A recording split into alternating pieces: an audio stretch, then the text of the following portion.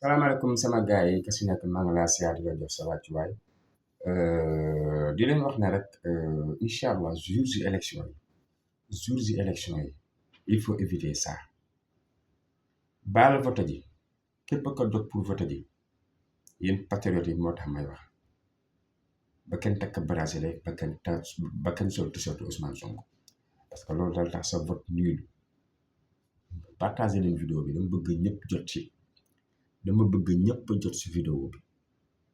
partagé leen ko ne si ñëpp jot jour ji bu ñuy dem voté ji képp kala dem voté ji bal takk bracelet bal sol t-shirt Ousmane Sonko bal sol kabu Ousmane Sonko bal takk sàpp Ousmane Sonko loolu dalay yàq vote bi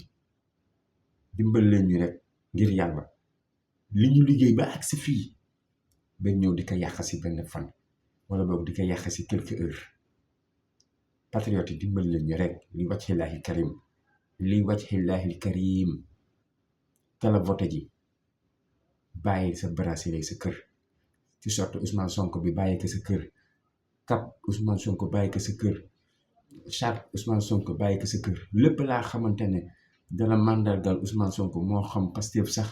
ngir jëmm Seydina Mohamed bàyyi ko sa kër bu ñu dugg si jeu boobu sinon rek